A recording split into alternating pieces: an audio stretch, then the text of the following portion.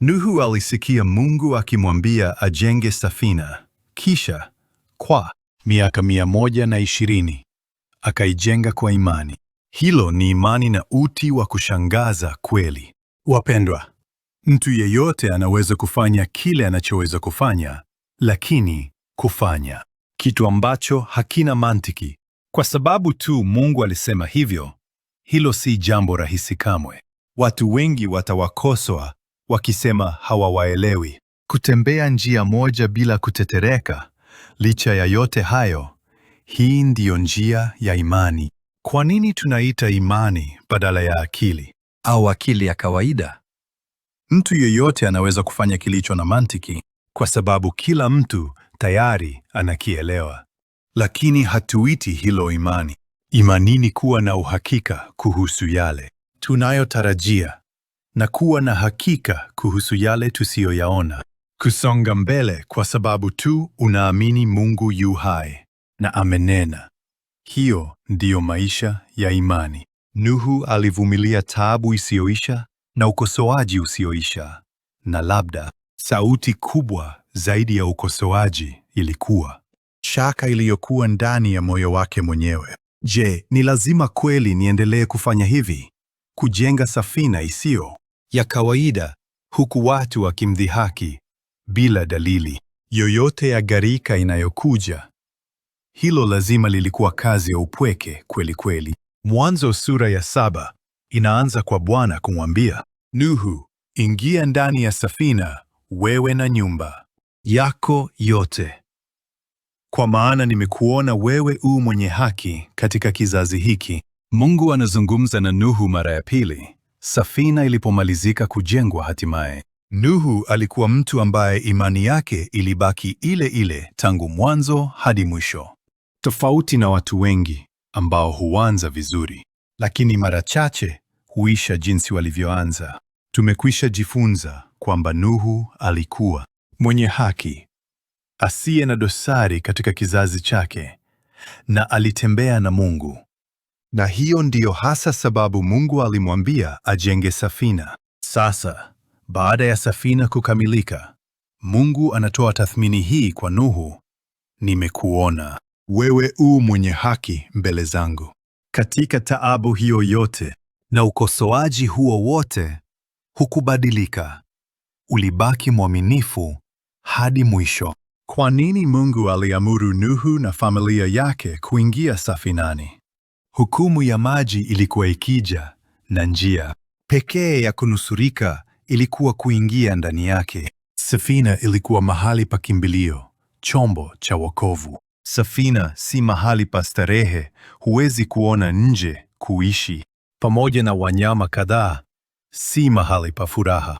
Lakini kama Mungu alivyomwambia Nuhu aingie, siri ya wokovu wenu katika ulimwengu huu mgumu ni hii: msiache kanisa, msimwache Mungu. Hata kama maisha hayo yanakuja na vikwazo na kukatishwa tamaa, kwa kweli kuna maana ya kina zaidi hapa kuliko kutoroka gharika tu. Mwanzo sura ya 6 inatuambia, nitaweka agano langu na wewe, nawe utaingia safinani, wewe na wanao na mkeo na wake za wanao pamoja nawe. Hapa linatokea neno moja lenye umuhimu mkubwa: agano. Katikati ya hukumu, Mungu alimwahidi Nuhu, nitaweka agano langu na wewe, maana yake nitakuokoa. Hukumu ni nini hasa? Ni njia ya Mungu ya kuanza upya, kwa kuwa hawezi tena kuruhusu uovu kubaki. Hukumu haitolewi kamwe kwa ajili ya kuangamiza, inatolewa kwa ajili ya kuanza tena. Na ndani ya hukumu kuna wokovu. Hapa tunagundua jambo lingine la kushangaza. Hukumu haidumu milele kamwe, hutolewa kwa kipindi maalum. Kama vile mzazi anavyomwadhibu mtoto kwa dakika, si maisha yote kamwe. Ni nini kinachomtambulisha Mungu? Uaminifu. Hasaliti kamwe. Kwa kuwa kama angefanya hivyo, hangekuwa Mungu hata kidogo. Hata mtu mwaminifu zaidi husaliti mtu fulani hatimaye. Lakini Mungu hasaliti wala hasemi uongo kamwe.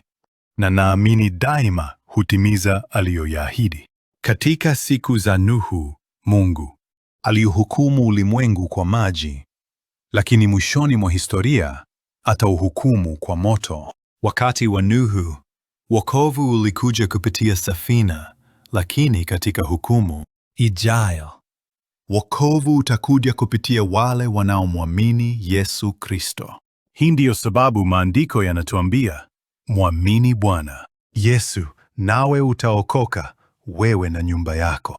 Kama vile Mungu alivyomlinda Nuhu, yeyote aliye mtoto wa Mungu kwa imani katika Kristo ataokolewa hakika. Hata kama hukumu ya historia haitakuja katika maisha yenu, bado mmepangiwa kufa siku moja na siku hiyo Mungu atatimiza ahadi hiyo. Hesabu inatuambia kwamba Mungu si mtu hata aseme uongo, wala si mwana wa mtu hata ajute. Je, husema na asitende? Wapendwa, aminini kwamba Mungu ni mwaminifu. Tuangalie wanyama wanaoingia safinani. Chukua pamoja nawe jozi 7 za kila aina ya mnyama safi na jozi moja ya kila aina ya mnyama asiye safi. Mungu anamwambia Nuhu ili aina zao mbalimbali ziweze kuhifadhiwa hai. Kwa nini jozi 7 za wanyama safi badala ya jozi moja tu? Si kwa ajili ya kuzaana tu. Dume na jike mmoja wangetosha kwa hilo. Wanyama safi walikusudiwa pia kwa ajili ya dhabihu, na hilo linatuambia kwamba ibada iliendelea hata ndani ya safina. Nuhu, familia yake na wanyama hao wote waliwezaje kuishi mwaka mzima katika nafasi bila mwanga wa jua na hewa mbaya? Ibada. Maadamu walikuwa wakiabudu, nafasi hiyo ilikuwa mbinguni yenyewe. Mbingu ni nini hasa? Si mazingira mazuri, bali uwepo wa Mungu.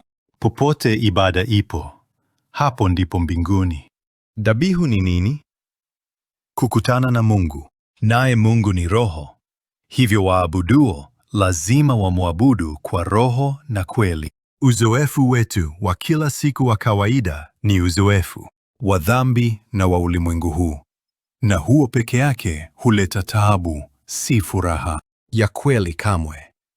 Lakini kumjua Mungu ni baraka. Mungu alikataa dhabihu ya Kaini kwa sababu si kila tendo la ibada linakubaliwa. Haijalishi limetolewa kwa uaminifu kiasi gani. Mungu alikubali dhabihu ya Habili, dhabihu ya damu, kwa sababu bila damu hakuna mtenda dhambi anayeweza kumkaribia Mungu. Hii ndiyo hasa sababu kupitia damu ya mwanakondoo Yesu Kristo tunaweza kutoa ibada ya kweli, dhabihu iliyo hai. Hata baada ya kufukuzwa kutoka Edeni, watu wateule wa Mungu hawakukata kamwe uhusiano wao naye kupitia dhabihu. Huenda mkaanguka, mkatenda dhambi, lakini msikate kamwe kamba hiyo, na Mungu ishikeni. Wakristo wengi walikimbia wakati wa vita vya Korea, na familia yangu mwenyewe ilikuwa miongoni mwao. Hawakukimbia wakibeba mchele au chakula, bali Biblia moja tu. Kwa sababu hata bila nyumba au chakula, walikuwa bado wakiabudu pale barabarani. Ninatumaini kila mmoja wenu atakuwa watu wa ibada, familia za ibada. Msiridhike na kuabudu mara moja tu kwa wiki. Wafundisheni watoto wenu ibada tangu wakiwa wadogo.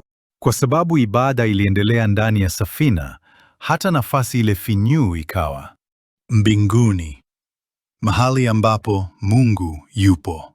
Makanisa yana programu nyingi, lakini jambo muhimu zaidi kuliko yote linabaki: ibada. Je, ulimwengu huu si wa starehe zaidi kuliko safina? Hata hivyo, kuishi kwa ajili ya ulimwengu huu tu kunaongoza kwenye mauti. Kama utaishi kwa ajili ya ulimwengu huu tu bila kuwahi kuja kanisani, maisha yako yatakapokwisha, hakutakuwa na wokovu kwako. Safina ilikuwa finyu, isiyofaa kwa maisha ya starehe, ikiwa na dirisha moja tu, ikihitaji kuishi pamoja na wanyama wasiohesabika. Haikuwa na usukani, hakuna kitu cha kuiongoza, hivyo hakuna aliyeweza kuongeza kasi, kupunguza au kuelekeza. Sifa nyingine ya safina: hakuna aliyejua ni lini hali hiyo ingeisha hatimaye. Mungu hakusema kamwe, vumilia mwaka mmoja tu na hiyo itakuwa mwisho. Ilibidi tu waishi ndani bila kujua.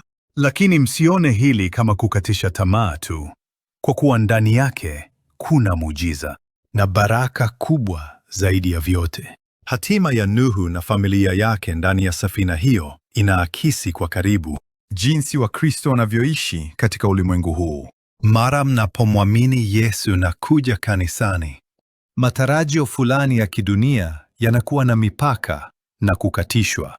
Tamaa mara nyingi hufuata, lakini mkifungua macho ya imani, mtagundua kwamba mahali hapo ni mbinguni kwa hakika. Ni njia gani pekee ya kuishi ndani ya safina? Si kitu isipokuwa kumtumaini Mungu, kwa sababu hamjui meli inaelekea wapi. Hamwezi kuona nje na hamwezi kutabiri wakati taabu hiyo itaisha. Safina inatuonyesha hasa jinsi maisha yalivyo. Watu mara nyingi hufikiri wanaendesha maisha yao wenyewe kabisa, lakini hilo si kweli. Hata tukiishi kwa bidii tuwezavyo, tukifanya kazi, kusoma, kuoa, kulea watoto, ni hitimisho gani tunalofikia? Daima, maisha yangu hayakuwa yangu kwa kweli tangu mwanzo. Mwishowe, tunagonga ukuta, tunaugua. Hakuna kinachokwenda kabisa kama tulivyopanga. Kutambua mipaka yetu wenyewe ni kuelewa kwa kweli asili ya maisha. Jambo kama hilo lilitokea na kikapu cha manyasi kilichombeba Musa mchanga wa miezi 3 tu. Hakuweza kukiongoza mwenyewe, kilielea tu popote mkondo ulipokipeleka. Lakini tulizeni mioyo, kwa sababu kikapu kile kile cha manyasi kiliongozwa na uangalizi maalum wa Mungu moja kwa moja hadi mikononi mwa binti Farao. Msijaribu kuongoza maisha yenu wenyewe.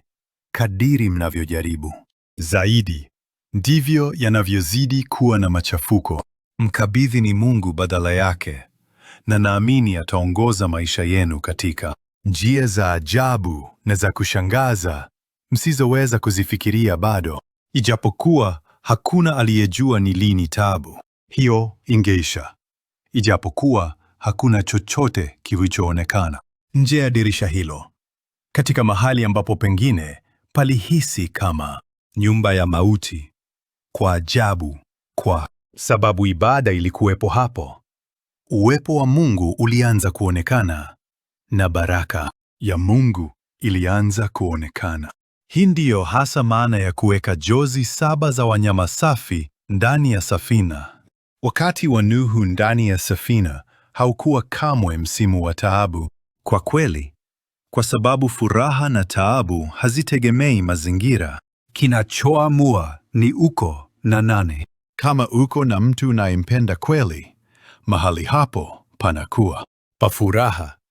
Hata gereza linaweza kuwa mbinguni. Vivyo hivyo, furaha ya kweli ni kuwa tu pamoja na Mungu. Safina ilikuwa mahali ambapo Mungu alitembea pamoja nao, mahali uwepo wake ulikuwepo, mahali ibada ya kweli ilikuwepo. Naomba ibada iwepo katika nyumba yenu na ianze katika maisha yenu wenyewe. Angalieni mistari 4 na 5. Kwa siku 7 kutoka sasa, nitaleta mvua juu ya nchi kwa siku 40 na usiku 40, na nitafuta kutoka uso wa nchi kila kiumbe hai nilichokifanya, Mungu anasema. Naye Nuhu akafanya yote Bwana aliyomwamuru. Wanyama wote wasiohesabika walikuwa na siku 7 kamili za kuingia safinani. Viumbe wengi vilioje viliweza kuingia ndani ya siku 7?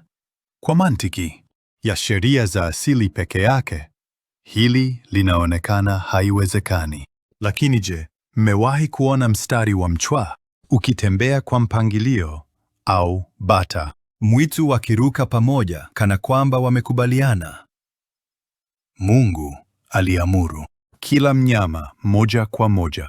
Mwanzo sura ya 8 inatuambia kwamba Mungu alimkumbuka Nuhu na wanyama wote wa mwituni na mifugo waliokuwa naye safinani.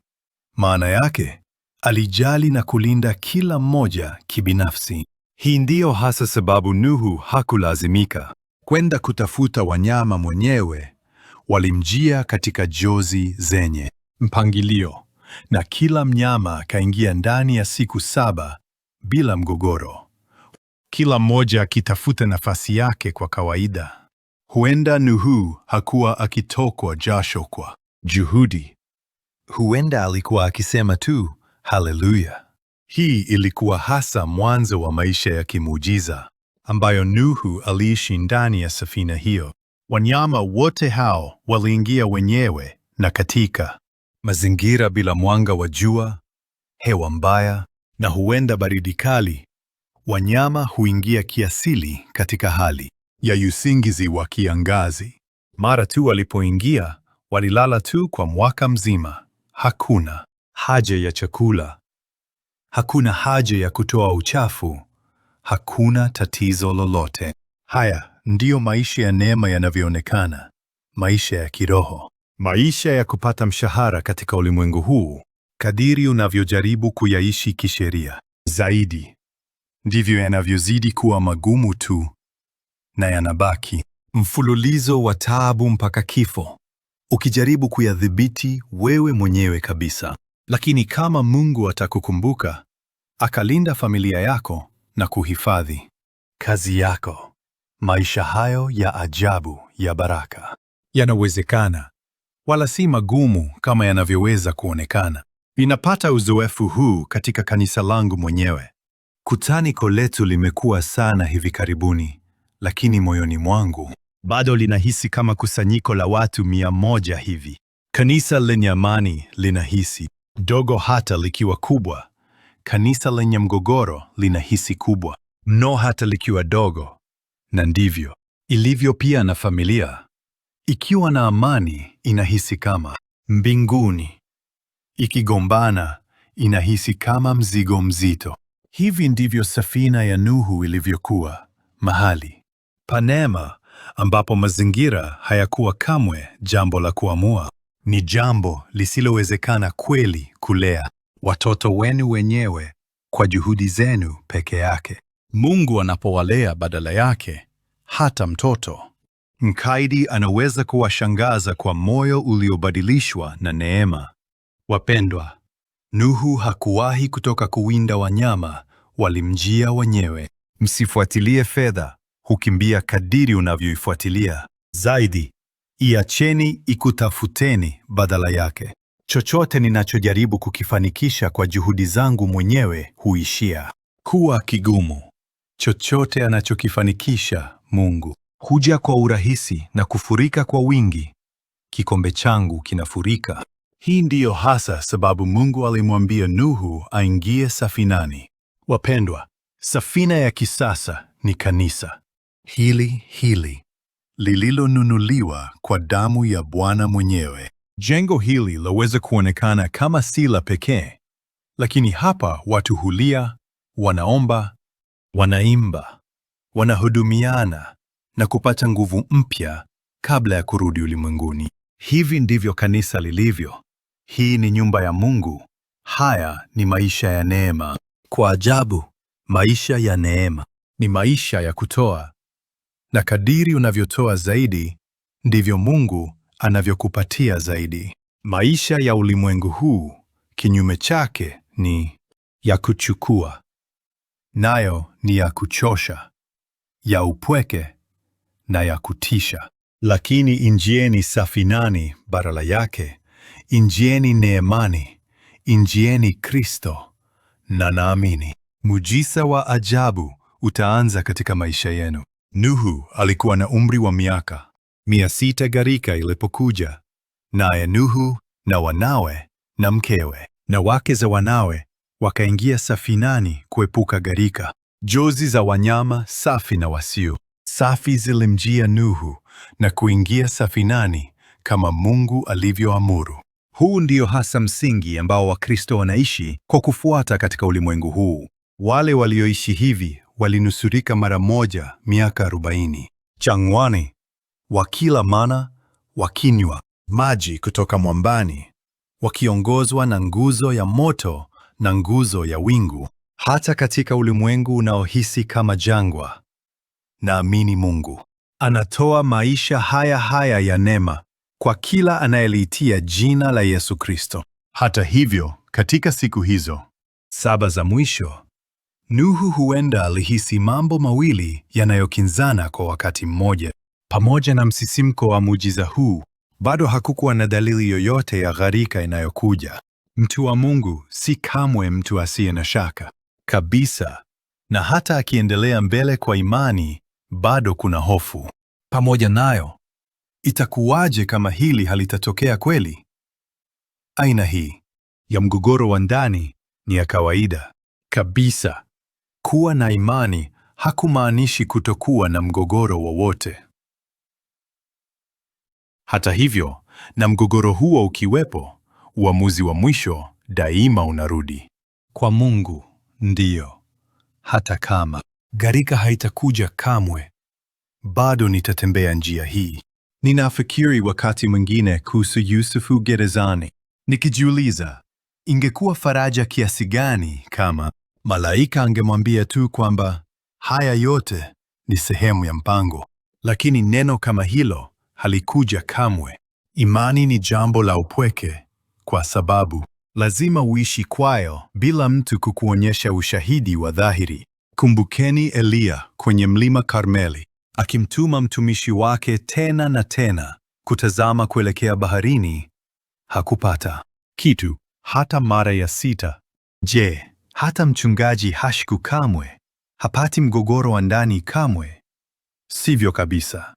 Tunapewa ni imani tu ya kushinda hilo na kuendelea mbele. Baada ya sala ya 7, mtumishi aliripoti wingu dogo kama mkono wa mtu likipanda kutoka baharini, ishara halisi ya mvua hatimaye, baada ya miaka 3.5 bila ton moja.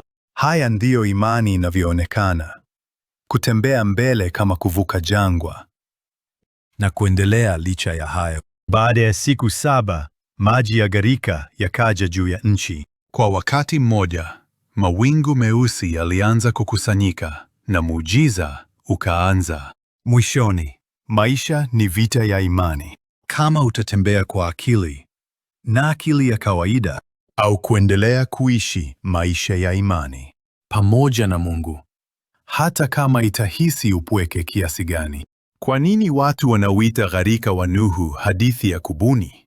Kwa sababu haiwezi kuelezwa kwa sheria za asili au akili ya kibinadamu peke yake. Sababu ile ile inayowafanya watu washindwe kuamini kwamba Mungu alinena tu na kukawa na nuru. Mwanadamu awezaje kuelewa kikamilifu Mungu alichokifanya? Siku hiyo chemchemi zote za vilindi vikubwa zilipasuka na madirisha ya mbinguni yalifunguliwa. Mvua ikanyesha juu ya nchi siku 40 na usiku 40. Watu wengi hawaamini hadithi hii, na wengi hawaamini kwamba ulimwengu unaelekea kweli kwenye mwisho. Lakini mwisho huo utakuja hakika. Msilegee, mtumikieni Bwana kwa bidii ya kweli, msishuku. Wapendwa, hata kama mwisho wa ulimwengu haukuji katika maisha yenu, kuna siku mtakayokufa ninyi wenyewe. Hivyo lazima mjiandae na kukesha, mkijenga safina yenu wenyewe kama Nuhu, mkitii Bwana alichoamuru.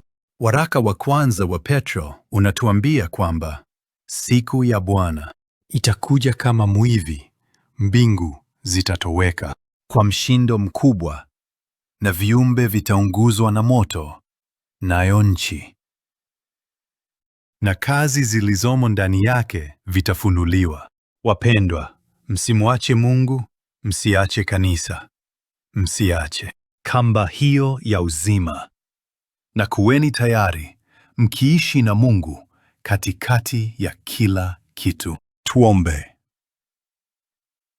Baba wa mbinguni, tusaidie kuacha kila wazo la kipumbavu na la hovyo.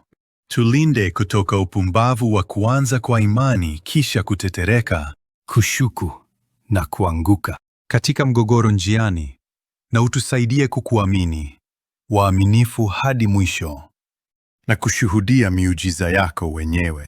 Kwa jina la Yesu tunaomba. Amina.